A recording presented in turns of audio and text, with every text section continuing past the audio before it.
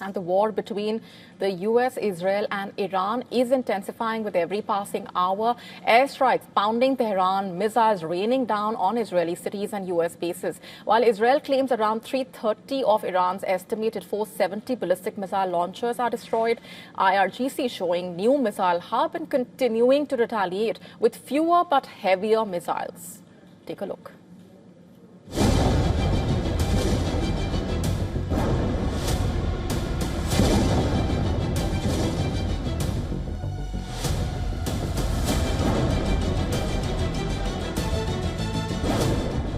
The night sky over Tehran glows with fire. Precision strikes slam into targets across the Iranian capital. Explosions rip through buildings linked to Iran's military infrastructure. US military released footage of these strikes. Guided munitions striking with accuracy. Facilities erupting in flames.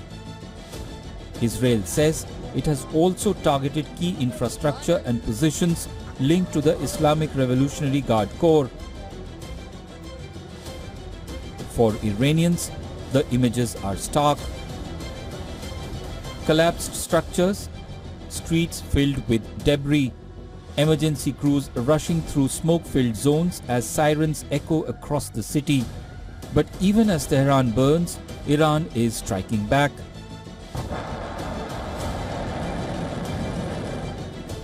Missiles roar towards Israel.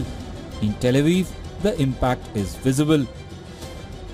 Buildings scarred by explosions, windows blown out across entire blocks, vehicles damaged, streets covered in rubble. In Nesher, the destruction is equally severe. There was an alarm, and me and the whole family went down with our neighbors to the bomb shelter. I have two girls, little girls, and we sat down there for a few minutes, and then there was a big explosion, and I knew that it was here. It was horrible. It feels that you're a duck, under waiting to the missiles to hit you or someone next to you, so you don't really know. We're just listening to whatever commands that we get, and we are doing whatever we need to do in order to protect ourselves. But we know we need luck also. You need luck. Iran was launching dozens of missiles a day at the start of the war, but Tehran's firing rate has fallen significantly. Iranian forces are now calibrating their attacks by using more powerful missiles with heavier warheads and cluster munition to maximize damage. Israel's air defense systems continue to intercept many incoming threats, but not all. Some missiles are getting through, and that is enough to cause damage, fear and disruption. This war is now moving in both directions at full intensity.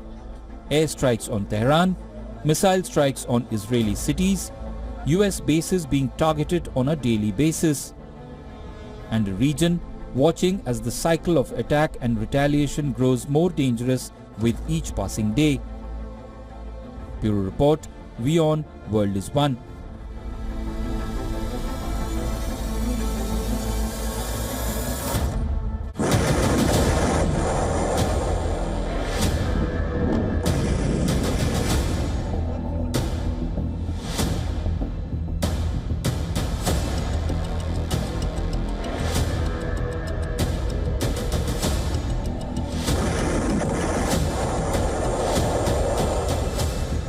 In West Asia, peace is being negotiated in whispers, it seems, and preparations of war are being spoken about thunderously.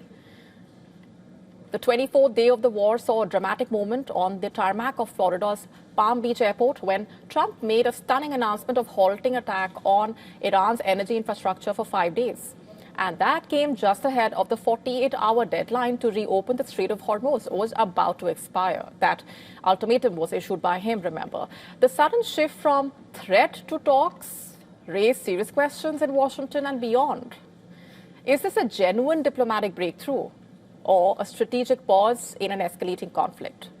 That is something that we have been bringing out on the show yesterday as well. But behind the scenes, multiple reports suggesting a complex and secretive negotiating channel has been at work. U.S. envoys Steve Witkoff and Jared Kushner have been quietly engaging through intermediaries with the Iranian parliament speaker, emerging as a key contact, and that's significant.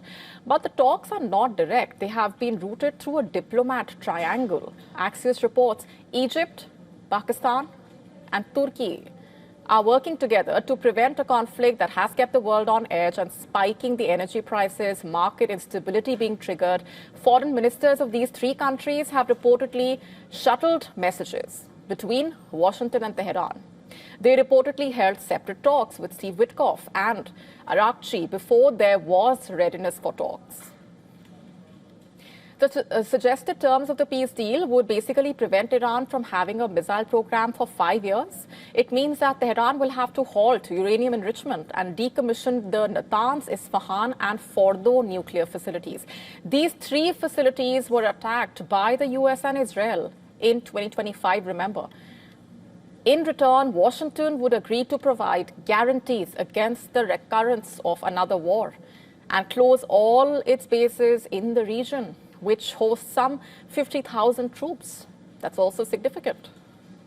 The discussions were judged serious enough for Trump to call off his threat to strike Iran's power plants. And this move reassured the markets already suffering from the closure of the Strait of Hormuz.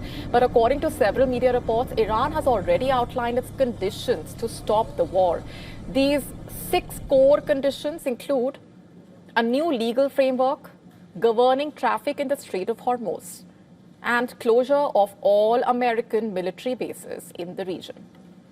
Iran also wants guarantees against further aggression by the US and Israel, payment of reparations for damages caused during the conflict, prosecution and extradition of individuals associated with anti-Iran media in the West, and a halt to military operations across all fronts, including against its regional allies like Hezbollah. But even as these talks progress, a parallel development is unfolding. According to media reports in Washington, the Pentagon has quietly stepped up preparations for a possible ground deployment into Iran. Units of the 82nd Airborne Division, which is the U.S. Army's rapid response force, are being positioned, while Marine expeditionary units are already on the move. Thousands of Marines are currently being deployed towards the region, with warships and personnel departing from California. This is the second such deployment since the war started, underscoring just how seriously Washington is preparing for a range of military options. Reports also suggesting, meanwhile, that senior military commanders have submitted detailed plans for potential ground operations, even as the White House remains publicly silent on whether or when such forces might be used. Now, this dual-track strategy diplomacy on one hand and military escalation on the other, revealing the true nature of the situation in West Asia and just how fragile it is right now. Our next story revolves around the Lycra company, the well-known producer of spandex fiber, which has filed for Chapter 11 bankruptcy in Texas as part of a major financial restructuring. Just to break this down, spandex, of course, has become a part of every household in a way. It's an essential in modern apparel, from sportswear, swimwear, undergarments, lingerie, socks, even medical stockings, bandages. Its stretch, its flexibility, making it a global textile staple.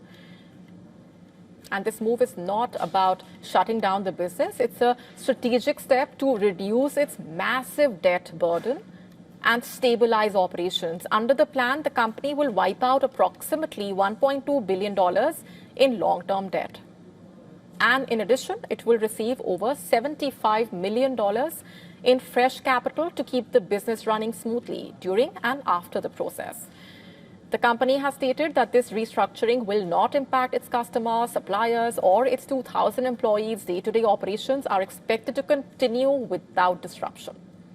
This bankruptcy filing also marking the culmination of years of financial struggles. The company's roots dating back to 1958, when scientists first invented spandex. And in recent years, Lycra has faced repeated setbacks, the latest one being their second in the last 5 years. In 2022, lenders already seized ownership after defaults under its previous owner, which was a Chinese conglomerate. The COVID-19 pandemic disrupted supply chains, reduced consumer demand. Even after the pandemic, in fact, high inflation and intense competition from lower-cost manufacturers weighed heavily on the company, reportedly. And by the end of last year, these issues had significantly impacted operations. Factories were running at only about 60% capacity. Profits were expected to fall sharply from $132 million in 2024 to just $44 million. The company also had a complex and heavy debt structure, which includes hundreds of millions in loans and both euro and dollar denominated bonds. Earlier, attempts to fix its finances, including a plan in 2025 to sell the company and repay all debt, but it fell through when the deal collapsed. And as the conditions worsened, creditors stepped in with a plan B to take control. Even that plan had to be reworked as the company's financial health continued to decline. And after months of negotiations, the current restructuring deal was finalized and formally filed. We've all heard of the phrase beer belly, but what exactly is the link between the two? Does alcohol actually cause a paunch? A study has confirmed the link now. University of Oxford scientists focused on finding out if there is a direct link between too much beer or any other alcohol and belly fat and a paunch. Of course, alcohol consumption, as we all know, means that you are increasing your calorie intake. But what exactly is the so-called beer belly all about? The investigation into the drinking habits of more than 5,000 men and women from the Oxford Biobank included a DEXA scan to reveal how much central fat their bodies were storing, basically. And why is that important to mention? Because this is reportedly the first time that such scans have been used in a study of this size to determine levels of visceral belly fat. It was shown that there is a clear, independent relationship between alcohol intake and intra-abdominal fat in both men and women. Belly fat, by the way, comes with consequences beyond abdominal obesity. Alcohol also has other kinds of impact, including how it suppresses fat oxidation, for example. Basically, as the body metabolizes the alcohol consumed, this in a way also inhibits the breakdown of fat. So simply put, too much drink can lower the amount of fat your body burns for energy, just to put this simply. There is, of course, the calorie factor as well. Just to give you an example here.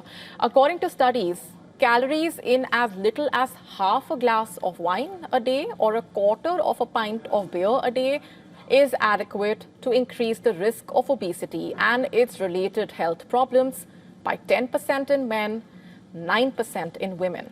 So that is significant. And there's also the hormonal factors in midlife, which also could impact how the excess alcohol calories are stored in your body.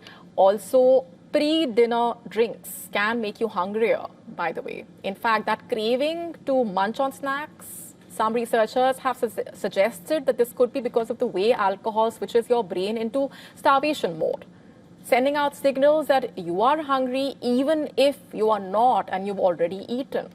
So that explains the cravings. And if you must drink, and if you love wine, you could avoid the highest calorie options. Also, you should try and stay away from really sugary drinks, as some alcoholic drinks have sugar added. Spirits, for example, are often mixed with sugary soft drinks. And the best would be to go in for a low or no alcohol drink. So if you must drink, be mindful of what you are drinking and how much.